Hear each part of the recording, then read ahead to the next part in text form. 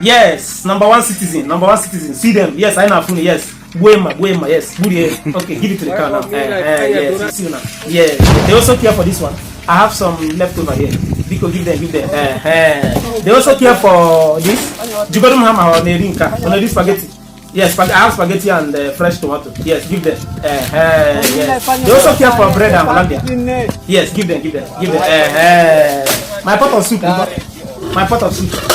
Yes, give them. Yes, give them. Number one citizen.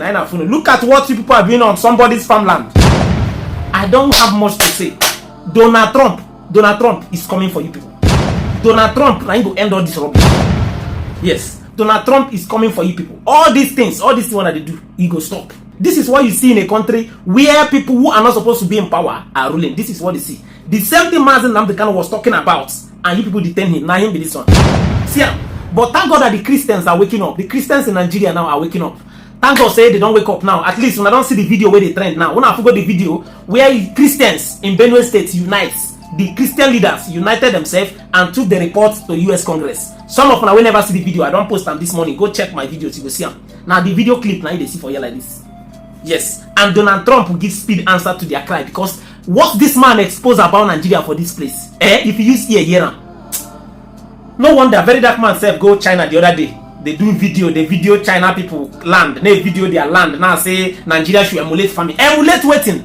For some of you will never see the video. See the video first. Before I go talk with you, I go talk. Nigeria, everybody now oil money now they want chop. Nobody want to do agriculture again. We get the land though. The land did here. Nobody want to go to the lands to farm. See plantations. I mean banana plantations. Some banana land. See rice. See corn. All the way farming. You know they use farming play. I say Nigeria, oil money. Everybody want go government. If you say okay, the only way you go take me can if you get government connection. Make una follow me, help me ask very dark man. Say China get Fulani herdsmen like this where they enter their farmland go destroy their crop. People, the few way they do it for Nigeria. Look at what they are doing to somebody's farmland. Just look at. You are telling people to come and start farming in a country like this. Just look at. Where cow now their number one citizen announced by Buhari during his regime. These are the number one citizens. Make I not just talk too much. Nigerian Christians are waiting for the reply of Donald Trump. This time around, una go learn am the hard way. For some of you will never see the video of where Nigerian Christian leaders don't go report for US Congress. See the video here. Beg after watching this video, help me share and make others see them. Share this video because this time around, that Mazen Namdekano detention, now you go expose all this. Now you don't expose them. IBB don't come confess say no be Igbo coup, no be Igbo people cause the war we happen. We wanna buy millions of Igbo people. In don't come, don't confess. Another one don't they happen now. As Christian leaders don't go report to US Congress concerning the massacre. How now they take kill Christians for inside Nigeria? Now one Islamize the whole country. I don't want to talk too much. Maybe me go use my mouth talking. See the video. I am Wilfred Chikwana, but I appear here as the bishop, the Catholic Bishop of Makurdi Diocese, the capital of Benue State in Nigeria. I am the shepherd of one of the 4 dioceses, Catholic dioceses in Benue. We have others, Anglican, Methodist, and Pentecostals, which is also the Benue State has a population of about 6.1 million people, 2 million of whom are those under my care as the bishop of the diocese. Benue State is about 98% Christian, with very few Muslims living in towns. Nigeria and eventually my diocese and the state of Benue have become in recent years one of the most dangerous and insecure places for Christians. Christians and Muslims are nearly evenly divided among Nigeria's large population of over 200 million persons. Islamist extremists are fiercely contesting the possession, control, and governing law of the land, especially in the country's northern and central regions, the latter of which is where Benue is located. There are constant ethnic, political, and religious conflicts over land and allegiance. Constitutionally, we are a secularist country, but our unity has been fragile. Political and religious actions and even public speech have been carefully managed to avoid accusations of religious bias and political tensions. Today, the clear influence of Islamist extremists has changed the traditional social dynamics of tribe, ethnicity, religion, and the social status in Nigeria. Because just recently, at the beginning of the Ramadan fast, 12 states in northern Nigeria have declared closed schools so that they attend to this. And you can imagine which other country in the world does that. Saudi Arabia is not doing it. Afghanistan is not doing it. Baghdad is not doing it, but then Nigeria is president. What kind of Islam are they practicing?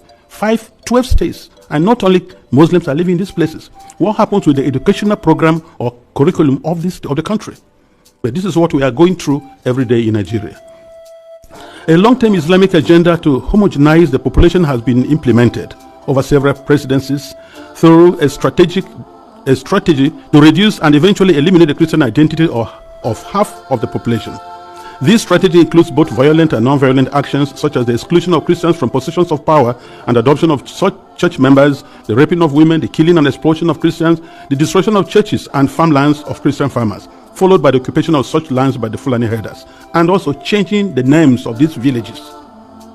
They are taking over the places, so you clearly see an expansionist approach and Islamic, and then they are making the people now flee and leave their villages, and they conquer it.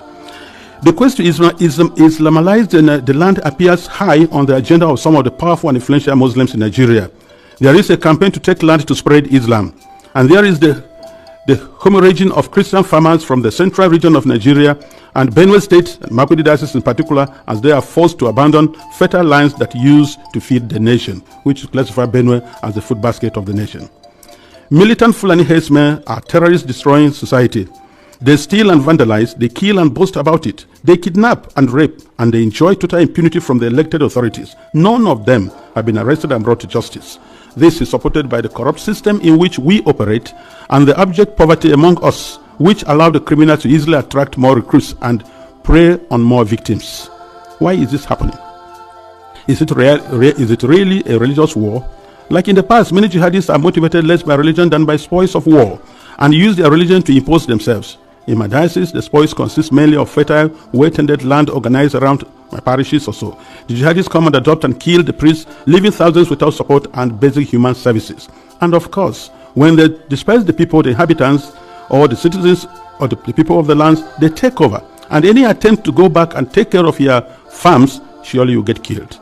The Makurdi Diocese in Benue State has been the epicenter of the invasion by these herders, who are more like hired guns of cattle oligarchies, who manipulate religion to rally the herders to eliminate the Christian population and cleanse the land in the name of Islam. This objective is behind the relentless attacks against Benue's villages. When we call for help to the police and the army, they do not come. At the end of 2024, several villages were warned by the attackers of the upcoming violence, and the leaders called the police for defense ahead of time, but they did not come, and the Christian massacres, almost customary, took place, killing hundreds in Plateau and Benue, with the worst massacre claiming 47 people. The militant also burned down the 8 Catholic churches of St. Mary's Parish in the Diocese of Boko, which in Benue State, as well as the parish house, clinics, schools, and other houses. The militant Fulani herdsmen bear on defenseless villagers without consequences. They follow orders to conquer, kill, and occupy. They attack even those who have managed to escape into our IDP camps. Thereby, they have no place to run to. And it is unfortunate that the police system in Nigeria, orders have to come from above. And so the ones there's a call, and they say they have never responded. And by the time they arrive, these people have left, and the people are now living in the pool of their blood. What I have recounted above is happening not only in Benue State. I believe our experience in Benue is symptomatic of what is happening elsewhere in large parts of Nigeria. The experience of the Nigerian Christians today can be summed up as that of a church under Islamist extermination. It is frightening to live there. Apart from the violent campaigns and attacks against Christian villages, there are now attempts by the Islamic Council of Nigeria and various Islamic groups to impose Sharia law on the Christian populations. Already, 12 states in the north of Nigeria are under this sectarian religious law, and attempts to extend the same to the south of Nigeria, which they have started. This month, governors in the north decided abruptly to close all schools and education institutions during the months of Ramadan, leaving millions of students without learning opportunity for 5 weeks. We live in fear because at any point it can be our turn to be killed, but to remain silent is to die twice. So, I have chosen to speak. I speak on behalf of the millions who are in the camps. In Benue State, in Makurdi Diocese alone, in my diocese, I have about 9 camps. 9. On the 5th of March, which was Ash Wednesday, we visited one of the camps, and many of my priests and religious went to the other camps, distributed them to begin the Ash Wednesday with our faithful who are there, because we are the voice of the voiceless. We have to talk for the defenseless. We have to talk about the weak and those who cannot talk about themselves. In one of the camps called the Mega Camp, there were over 3,000 inmates of that camp, and which was a record given to us by government. I speak on behalf of them and those children who have no husband, who have no father, and even their own voices taken away by the politicians who promised to help them, but have become the willing tools of the jihadists because they are talking politically correct statements, looking for next elections to come. I speak on behalf of those whose loved ones have been killed, but no one has even offered a word of consolation to them.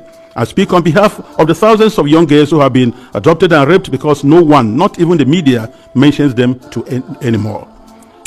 Foremost, I speak on behalf of my flock who are unable to worship freely and unable to return to their ancestral farms and homes because that land has been ruthlessly taken from them by the armed herdsmen. And where they say they want to live in peace with the natives, if you must farm, you have to pay tax to hire the land which belongs to you. That is slavery, to say the least about it. As prosperous Nigeria is in African continent, and I tell you, if there's outbreak of war in Nigeria, no country around us, Chad, Niger, Ghana, Guinea, Togo, no country can contain the population that will flee to these places. No country can be able to house over 5 million refugees. It's not possible because of that. And if 1 million refugees run to Chad and Niger, they will collapse that country because there will be no plan to take care of them. So we have to be very careful. Today, I urge you all to use every means within your mandate to start developing a strong and good relationship with Nigeria, where you know that when you speak of human dignity, you are also speaking of the same God-given right you believe is unalienable. Consider that Nigeria can be your ally, but it cannot be one where half the population is in the process of being murderously eliminated. Work with us, the churches, and other Nigerians of goodwill. We are working for a peaceful and prosperous society, and our desperate plight has been set aside U.S. policy for too long, to the cost of thousands of lives. Concretely, I request and I plead and ask you to redesignate Nigeria as a country of particular concern.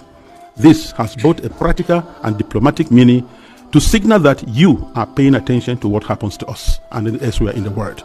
Because the policies the government is trying to put in place so that they return the IDPs, build camps for them, relocate them from their homes. It is not durable and it will not work because the government has already the population that is not able to take care of. And then you have over millions of people in the camps and you want to relocate them to where? And if you do, let's take that you do. How many houses or rooms will you give me who has 5 children, another one has 3, another one has 2? And what will I be doing for a living? These people previously never begged anybody for food. They were managing their lives, training their children, and building their homes. So nobody should have deceived us on the guys that you're going to reset to the IDPs. They have no jobs. So where you say them, what will be their place? And by the way, the fundamental question remains, if you resettle them to other camps or build places for them, what happens with the ancestral lands? Who takes care of them? And this is whereby I feel the government is complicit on this issue. Because these terrorists, Fulanis, displace them, kill people, and then occupy the place, and then change names, nomenclatures of these towns. For what reason? So we want to let the people go back to their homes and help for them to rebuild their lives. I implore this august body to insist on the return and rehabilitation of all the IDPs to their ancestral lands and not to relocate them to other constructed camps elsewhere, which is an invented solution now being pushed in the Benue State government. And I tell you, Nigeria government can do that once they have to be accountable. Because I know Nigeria, under the auspices of ECOMOG, was able to reinstate constitutional government in Sierra Leone and Liberia. And they can do that now. We have the capacity, because the leaders that are not prepared. And I think that's whereby it's not just conspiracy of silence, it is aiding, abetting, and supporting these terrorists to keep doing their work. This is my plea. Thank you very much for this attention.